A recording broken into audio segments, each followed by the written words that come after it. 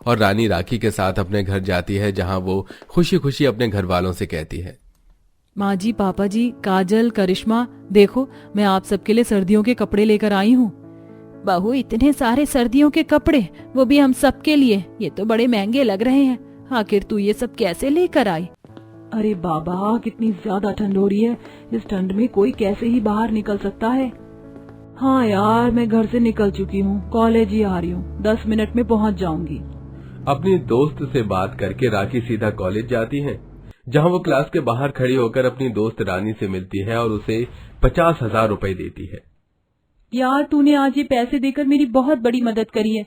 मैं तेरा ये एहसान कभी नहीं भूलूंगी और बहुत जल्द मैं तुझे तेरे पूरे पैसे वापस कर दूंगी। अरे यार, तू ऐसी बातें करके हमारी दोस्ती पर सवाल खड़े कर रही है। तू मेरी सबसे अच्छी दोस्त है और मैं अपने दोस्त के लिए इतना तो कर ही सकती हूँ। और वैसे भी बुरे समय में अगर मैं तेरे काम नहीं आऊंगी तो और कौन आएगा। अच्छा, वो सब छोड़ और देख, पवन क्लास के अंदर जा चुका है। अब जाकर तू भी क्लास ले ले, इसी बहाने तो तू पवन को देख पाती है और उससे बात कर पाती है। पता नहीं तुझे वो लड़का इतना पसंद क्यों है। रानी, वो कितना स्मार्ट है, तमीज वाला है और पूरे कॉलेज में भी फर्स्ट आता है, इसीलिए वो मुझे पसंद है। और अब तो चाहे कुछ भी हो जाए, शादी तो मैं उसी से करूंगी। राखी पवन से बहुत प्यार करती थी। अब समय यूं ही गुजरता है और एक दिन कॉलेज का रिजल्ट निकलता है, जिसमें राखी फेल हो जाती है और वो फूट फूट के रोने लगती है। अपनी दोस्त को इतना दुखी देख रानी पवन के पास जाती है और उससे कहती है, पवन, तुम तो कॉलेज के सबसे इंटेलिजेंट लड़के हो, तुम तो पास हो गए, पर मेरी दोस्त फेल हो गई। तुम प्लीज उसे ट्यूशन दे दो ना, ताकि वो भी इस साल पास हो सके, वरना वो कोई बड़ा कदम उठा लेगी। और देखो, अगर तुम मेरी दोस्त को पढ़ाओगे तो तुम्हें पैसे भी मिलेंगे। वो बहुत अमीर है और मैं जानती हूँ तुम्हारे घर की आर्थिक स्थिति कुछ सही नहीं है। देखो, ये तुम्हारे पास एक अच्छी अपॉर्चुनिटी है पैसे कमाने की। पवन रानी की बात मान जाता है और राखी को उसके घर पर ट्यूशन क्लास देता है। और इसी बीच राखी के साथ साथ अब पवन भी राखी को पसंद करने लगता है। ऐसे कुछ दिन बीत जाते हैं और एक दिन राखी के घर वाले पवन और राखी को एक साथ गले लगते हुए देख लेते हैं, जिसके बाद राखी भी अपने घर वालों को पवन के बारे में बता देती है, जिस पर राखी की माँ उससे कहती है, प्यार में पागल हो चुकी है तू। अरे वो इतना गरीब है कि वो तुझे इस ठंड में एक स्वेटर तक नहीं दे सकता, और तू उस गरीब के घर में, वो भी इतनी ज्यादा ठंड में, शादी करके रहना चाहती है। माँ, मुझे फर्क नहीं पड़ता पवन गरीब है या अमीर, और इस ठंड का हमारे रिश्ते से कोई मतलब नहीं है। वो भी तो ठंड में अपनी जिंदगी जी रहा है ना, मैं भी उसके साथ जी लूंगी। बेटा, जब उस गरीब के साथ तू इस ठंड में रहेगी ना, तो 1 महीने के अंदर तुझे समझ आ जाएगा ठंड क्या होती है। यहाँ तुझे सारी फैसिलिटीज मिली, तू अभी ठंड से रूबरू नहीं हुई है, इसीलिए ऐसी बातें कर रही है। और मैं अभी देखती हूँ तो उस गरीब के साथ शादी कैसे करती है। अगर तूने उससे शादी कर ली तो भूल जाना, तेरे माँ बाप भी हैं। घर वालों के मना करने के बाद भी राखी अपने घर वालों की एक नहीं सुनती और पवन के साथ भागकर शादी कर लेती है। शादी के बाद राखी अपने साथ कुछ नहीं लाती, एक स्वेटर भी नहीं, बस जो सूट उसने पहना होता है बस वही होता है। जैसे ही वो ससुराल पहुंचती है तो उसके छोटे से ससुराल में उसकी सास आरती की थाली लिए और ससुर के साथ 2 नंद फूल लेकर उसका स्वागत करने के लिए खड़े थे। पर अपना मिट्टी का घर देखकर राखी बहुत उदास होती है, पर उसने ये फैसला खुद चुना था, तो वो खुशी से उस मिट्टी के ससुराल में गृह प्रवेश करती है। गृह प्रवेश के बाद सब बैठ जाते हैं और सास बहू से बोलती है, बहू, मैं जानती हूँ किन हालातों में तुम्हारी शादी हुई है और तुम कुछ नहीं लाई, और मेरे पास भी तुम्हें देने के लिए कुछ नहीं है। ये मेरी कुछ साड़ियाँ हैं, इन्हें पहन लेना, और ये मेरी शॉल है। मेरे पास भी एक है, पर ये अच्छी है, इसमें बस 2 ही छेद हैं, जिन्हें मैं कल सिल दूंगी। अरे माँ जी, आप निराश मत होइए, क्या नया क्या पुराना, आपका आशीर्वाद इन पुराने कपड़ों में है तो इनका मोल नए से बढ़कर है। मैं अभी ये पहन कर आती हूँ। राखी साड़ी बदल कर आती है। अभी सब मिलकर खाना खाते हैं और फिर फटे हुए कंबल को ओढ़कर सोने लगते हैं। पर राखी को नींद नहीं आ रही थी और ठंड भी लग रही थी, पर उसने किसी से कुछ कहा नहीं। और कुछ इस तरह राखी का गरीब ससुराल में पहला दिन गुजरा। उसे अपने गरीब ससुराल में एडजस्ट करने में दिक्कत होती है, पर वो कोशिश करती रहती है। ऐसे ही एक दिन, माँ जी, मैं जब से आई हूँ आपको ही काम करता हुआ देख रही हूँ। लाइए, बर्तन मैं धो देती हूँ। पर बहू, पानी बहुत ठंडा है, तुझे आदत नहीं है ना, नहीं सह पाएगी। नहीं सह पाऊंगी तो सहना पड़ेगा, अब यही मेरा घर है और इसके काम मुझे करने हैं, मैं धो देती हूँ। अच्छा चल ठीक है, धो ले, मैं दूसरा काम देख लेती हूँ। राखी बर्तन धोने का जिम्मा तो ले लेती है, लेकिन बाहर बहुत ठंड होती है। पानी बहुत ठंडा होता है जिसकी वजह से उसके हाथ जाम हो जाते हैं।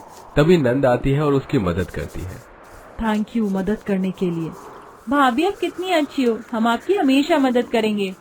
करिश्मा और काजल अपनी भाभी का बहुत ख्याल रखती हैं। अब ऐसे ही एक दिन राखी जब खाना खाने के लिए बैठी होती है तो उसके खाने में छत की पपड़ियां टूट कर गिर जाती हैं, जिस वजह से वो खाना नहीं खा पाती और उस दिन वो भूखी रह जाती है। अब इसी तरह कुछ दिन बीत जाते हैं और अब तक जो शॉल राखी को ठंड से बचा रही थी, ठंड बढ़ने की वजह से उसी शॉल ने उसे ठंड लगती है। माँ जी मुझे तो अब इस शॉल में भी ठंड लग रही है। बस इससे मोटा तो शॉल नहीं है, इस शॉल से ही काम चला ले, कुछ दिन मैं कुछ देखती हूँ। राखी चुपचाप अपनी सास की बात सुन लेती है और जब एक रात राखी जमीन पर सोती है तो उसे ठंड का एहसास होता है और वो उठकर बैठ जाती है और अपने मायके के दिन को याद करती है। अरे अब तक मेरी बेटी रजाई ओढ़कर सो रही है, आज कॉलेज नहीं जाना क्या? नहीं पापा, बाहर बहुत ठंड हो रही है, मैं नहीं जाने वाली। मेरे पास ना तो बूट्स हैं और ना ही हाथों के लिए, और अब तक आपने मेरे कमरे में ना तो हीटर लगवाया है ना ही घर में एसी। और अगर मैं ये कहूँ 2 महीने की इस कड़ाके की ठंड के लिए मैं अपनी बेटी का सारा सामान खुद लेकर आया हूँ, तो क्या फिर भी मेरी बेटी बिस्तर से बाहर नहीं निकलेगी?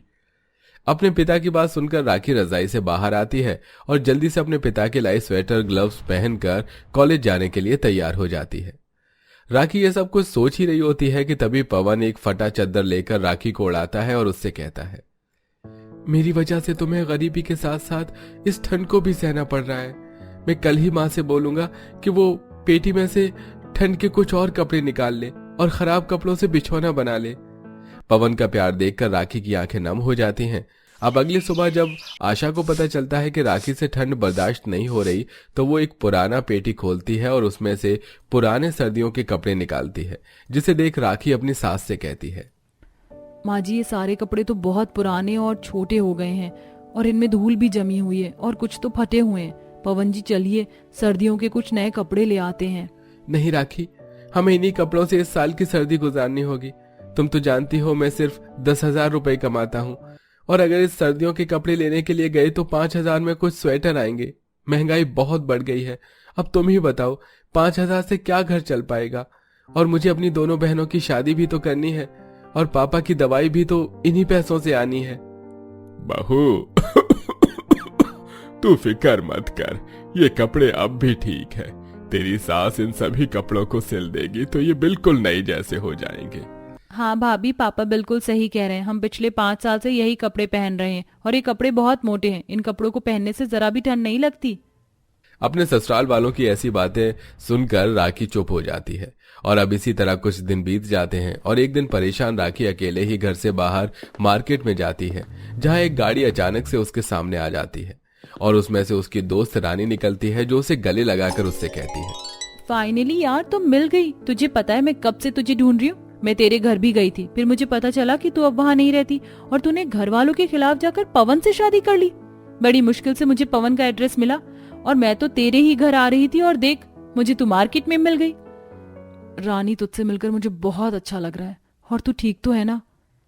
राखी मैं तो बिल्कुल ठीक हूँ, पर मुझे तू ठीक नहीं लग रही। तूने इतना हल्का स्वेटर पहना है और ये भी फटा हुआ है। अच्छा ये सब छोड़, मैं यहाँ तुझे तेरे पैसे देने आई थी, याद है ना? 1 साल पहले तूने मुझे 50,000 रुपए देकर मेरी कितनी बड़ी मदद की थी। रानी तू नहीं जानती, पर तू बिल्कुल सही समय पर आई है और तूने बिल्कुल सही समय पर मुझे ये पैसे देने का सोचा है। अब मैं इन पैसों से अपने घर की मरम्मत कराऊंगी और अपने साथ साथ अपने परिवार वालों के लिए स्वेटर, शॉल, रजाई, कंबल जैसी जरूरत की चीज लूंगी और कुछ पैसे अपनी नंद की शादी के लिए जोड़ूंगी। राखी उन पैसों से 50,000 रुपए से अपने पूरे परिवार वालों के लिए सर्दियों के कपड़े, रजाई, कंबल और शॉल खरीदती है और रानी राखी के साथ अपने घर जाती है, जहां वो खुशी खुशी अपने घर वालों से कहती है, माँ जी, पापा जी, काजल, करिश्मा, देखो मैं आप सबके लिए सर्दियों के कपड़े लेकर आई हूँ।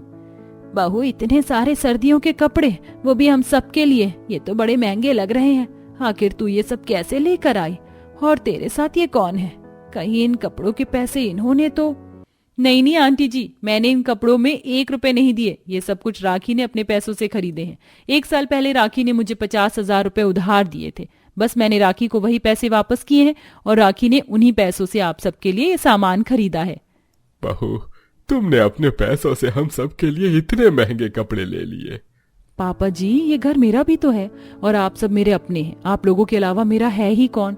और जब मेरे पास पैसे हैं तो मैं कैसे आप लोगों को ठंड में सिकुड़ते हुए देख सकती थी? इसलिए मैंने आप सबके लिए स्वेटर खरीदे और मेरे पास अब जो पैसे बचे हैं मैं उनसे घर की मरम्मत कराऊंगी। घर की खिड़की, दरवाजे, छत सब खराब हो चुके हैं।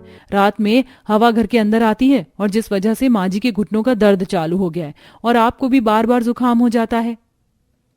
भाभी, आज आपने साबित कर दिया आप बहुत अच्छी हैं और हमारे बारे में बहुत सोचती हैं। इस तरह सही समय पर रानी राखी को उसके पैसे दे देती है और राखी उन पैसों का इस्तेमाल खुद के और अपने ससुराल वालों को सर्दी से बचाने के लिए सर्दी के कपड़े खरीद लेती है और बचे हुए पैसों से घर की मरम्मत करवाती है और कुछ पैसे अपनी नंद की शादी के लिए बचा लेती है।